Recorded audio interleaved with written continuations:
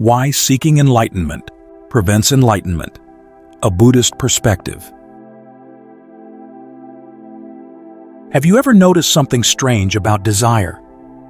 The more desperately you want something, the further away it seems to slip. The harder you chase sleep, the more awake you become. The more you try to relax, the more tense you feel. Throughout life, we're taught to seek, to strive, to reach for more. Set your goals. Work hard. Achieve. And in many areas of life, this works. But what if there's one thing, perhaps the most important thing, where this very approach becomes the obstacle? The Buddha pointed to a profound paradox. Sometimes, our desperate effort to grasp something becomes the very wall that separates us from what we're seeking. Imagine someone standing at a riverbank, looking at the far shore. That distant shore represents enlightenment, liberation, peace. They build a raft, study the teachings, practice meditation, follow the precepts. The raft is solid, well made. But here's where something subtle happens. They become so focused on the raft itself, so attached to their techniques, that they forget the raft is just a means to cross. They grip it tighter and tighter, but the tighter they hold, the heavier it becomes. The Buddha used this exact analogy in the Alagadappama Sutta. He said the Dhamma is like a raft for crossing over, not for grasping and carrying around. Without the raft, you can't reach the other shore. But if you grip it so tightly that you forget the purpose isn't to hold the raft, but to cross the river, then your way of holding becomes the obstacle. In the Diamond Sutra, the Buddha makes a statement that seems almost impossible. There is no such thing as supreme perfect enlightenment to attain. Wait, what? Here's what this really means. Enlightenment isn't an object that the ordinary mind can possess. It's not a trophy. It's not a state you can package up and call mine. Enlightenment transcends all concepts, even the concept of enlightenment itself. The moment you turn it into a mental object to grasp at, you've already missed it. The very act of seeking enlightenment, as if it were an object to possess, can become the thing that keeps it out of reach. Now let me be clear. This paradox doesn't mean we should abandon the spiritual path. It doesn't mean practice is useless. That would be completely misunderstanding the Buddha's message. What we're exploring is something more subtle. It's about how we walk the path, the quality of mind we bring to practice, the difference between practicing with wisdom and practicing with clinging. The Buddha never said, "Don't seek liberation." He said, "Seek it in the right way." And that right way involves understanding this paradox, understanding how clinging, even clinging to enlightenment itself, is part of the problem. So let's explore this together, not as a dry philosophical discussion, but as an investigation into something that touches the very core of why we suffer and how we can be free. The path and the trap. Let's be absolutely clear. The spiritual path is necessary. Practice is essential. Effort is required. The Buddha himself spent years in intense seeking. In the Aryapariyasana Sutta, he describes leaving behind comfort when he recognized that birth, aging, sickness, and death are inescapable. He sought something beyond this cycle, nibbana, complete liberation. He didn't stumble upon enlightenment by accident. He sought it with determination, courage, unshakable resolve. And when he found it, he spent 45 years teaching the path. He established the Sangha. He gave detailed instructions on the Noble Eightfold Path. In the Dhammapada, he says, "You yourself must make the effort. The Buddhas only point the way." This isn't a path of hoping or wishing. It's a path of training the mind, refining conduct, cultivating wisdom. Without that dedicated training, the arrow misses its mark entirely. So if the path is necessary, where's the trap? The paradox lies in the attitude we bring to practice. Practice with wisdom. You practice understanding that nibbana is the cessation of craving, the cessation of clinging. You practice knowing the goal itself is non-clinging. When you meditate, you're learning to see clearly. There's a lightness to it, wisdom guiding. There's a difference between walking a path because you understand where it leads and desperately running because you're terrified of where you are. One is guided by understanding. The other is driven by fear and craving. Practice with clinging. Someone practices, but enlightenment has become an object, something to get, to possess. A story forms. I am here, unenlightened. Enlightenment is over there. A separation has been created. This very separation is rooted in craving, tanha. They cling to meditation experiences. Yesterday was peaceful. Why can't I get back to that state? They measure progress. I've been practicing 3 years. I should be more advanced. They attach to their identity as a practitioner. The spiritual path becomes another form of self-construction. The Buddha warned, if you grasp the Dhamma wrongly, it's like grabbing a snake by the wrong end. Even the Dhamma can become harmful if grasped with clinging. The key: transform how you approach the path. Transform from clinging to letting go.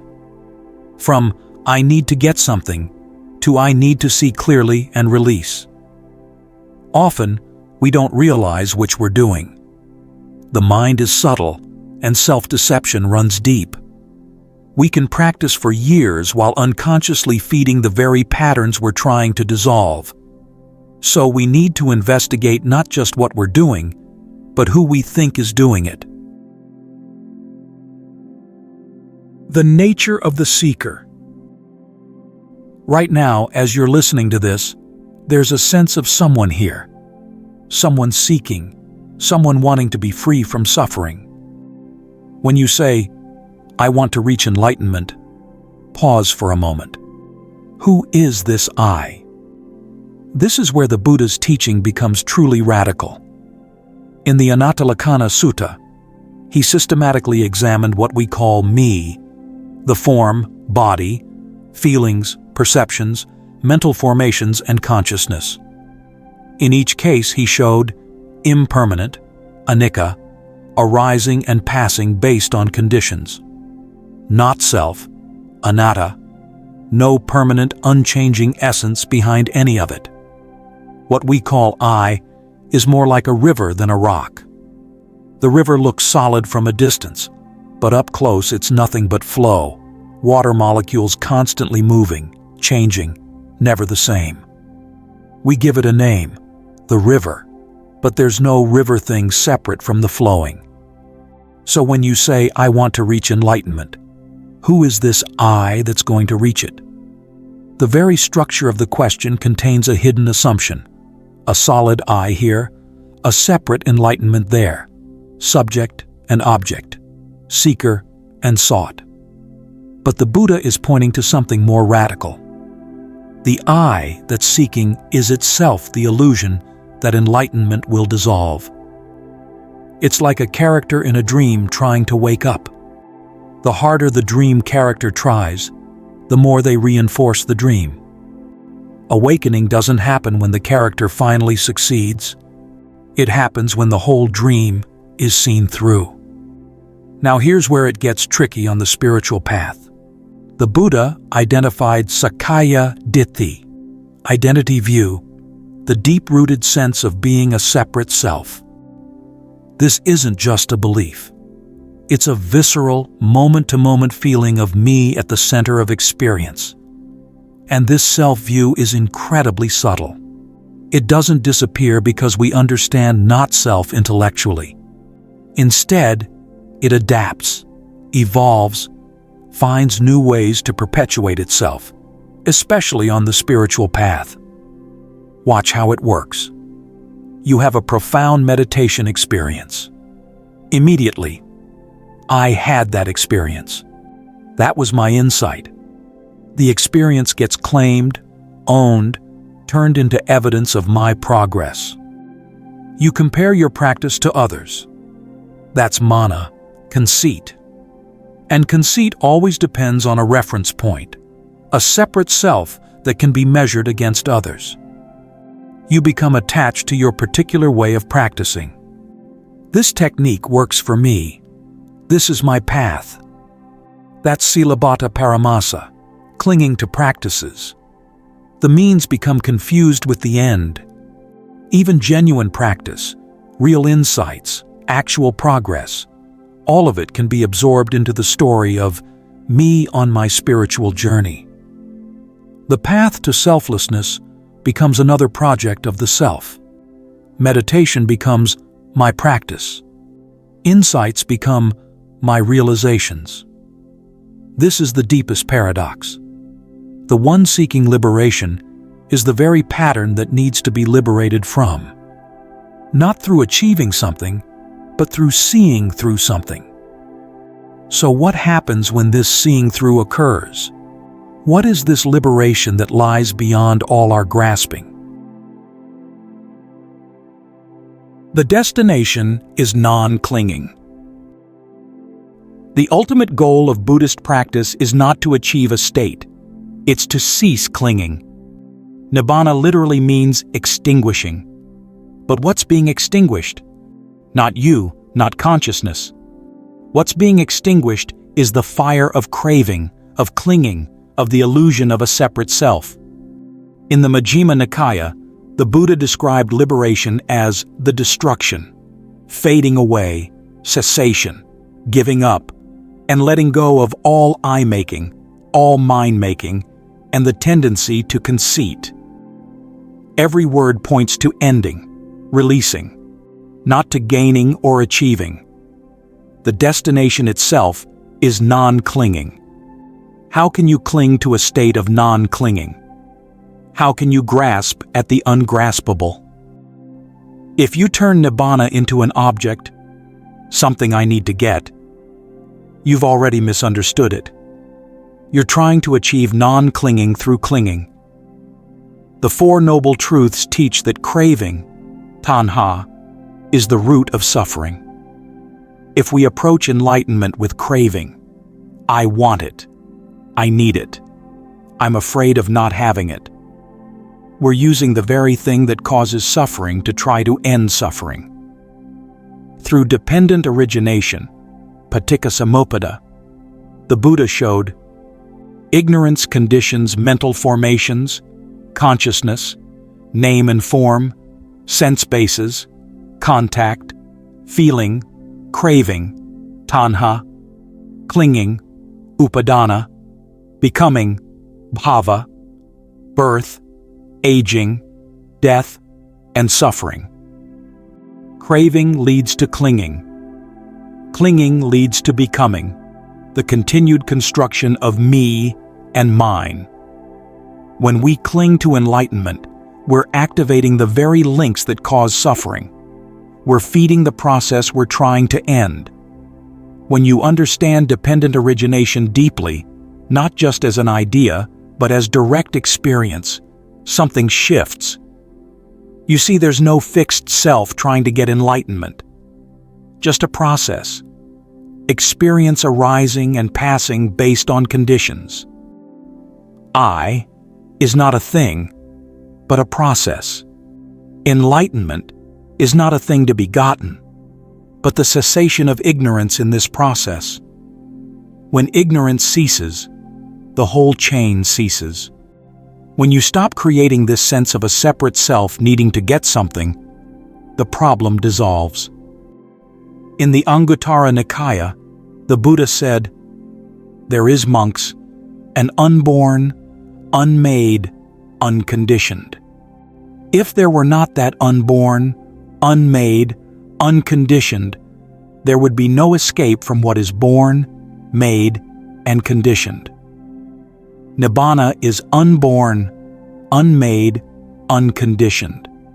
It's not something that can be created or achieved. Enlightenment isn't about the conditioned self achieving an unconditioned state. Rather, it's about recognizing what's already present when the veils are lifted. The cessation of self as an illusion. The cessation of clinging to any object. The cessation of craving. The natural purity of mind when no longer obscured. The Buddha taught in the Udana, in seeing, there is only seeing. In hearing, there is only hearing. In knowing, there is only knowing. This points to direct experience without the filter of self-view, just the process of phenomena arising and passing. Zen Master Dogen said, "Practice and enlightenment are one. Practice with right view is enlightenment manifesting now. Every time you see impermanence clearly and let go, that's the cessation of craving happening now. Every time you see through the illusion of self, that's the cessation of ignorance happening now. Every time your mind rests in simple awareness without grasping, that's the peace of non-clinging right here." The paradox resolves when we stop thinking of enlightenment as something separate in the future and start recognizing it as the quality of mind right now when clinging ceases. Living in the present moment. How do we actually practice? What does it look like to walk this path with wisdom rather than clinging? The Buddha taught right effort, samavayama, as part of the Noble Eightfold Path. Effort to prevent unwholesome states that haven't yet arisen. Effort to abandon unwholesome states that have arisen. Effort to arouse wholesome states that haven't yet arisen. Effort to maintain wholesome states that have arisen. This is effort, real effort. Not passive waiting for enlightenment. Not convincing yourself that since there's nothing to attain, you don't need to do anything. The Buddha never taught passivity. He taught engaged, wise, continuous effort. But this effort needs to be guided by right view, samadhi. Effort without right view is the effort of a supposed fixed self trying to achieve a separate goal. I am going to get enlightenment. I am going to purify my mind. Can you hear the constant, I am? That's self-view coloring the practice. Effort with right view is different. It's effort illuminated by wisdom. Wisdom about dependent origination, not self, impermanence. It's effort without someone efforting. Action without an actor. Practice without a practitioner clinging to the identity of being someone who practices. You've probably experienced this. Think of a moment when you were completely absorbed in something, creating art, playing music, helping someone. In that moment, there was no thought of, I am doing this. There was just the doing. The action flowed naturally, without self-consciousness. That's closer to what we're talking about. Ajahn Chah compared it to a leaf floating in water. If you try to push the leaf down, it floats up. If you try to pull it up, it sinks down. The more you try to control it, the more it resists. But if you simply let go, with awareness, not carelessness, the leaf finds its natural level. It floats on the surface, moving with the current. Practice is like this.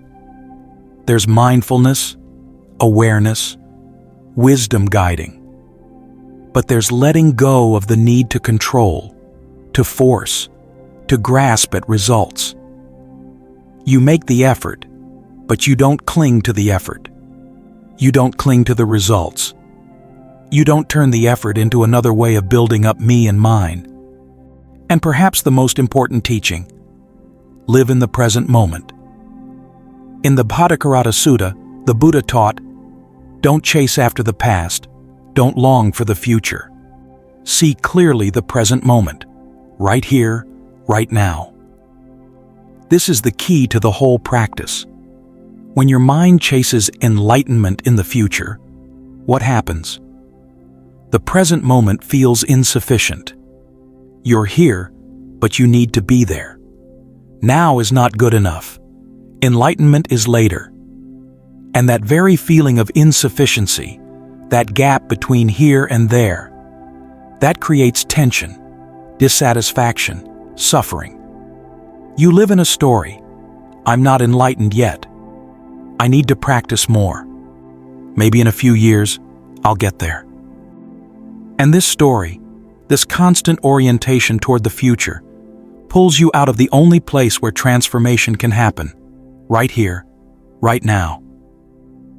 But when your mind rests in the present, seeing the breath moving in and out, sensations arising and passing, mental states appearing and disappearing, in the present moment seen clearly with mindfulness, there's no I lacking anything, no enlightenment as a distant object.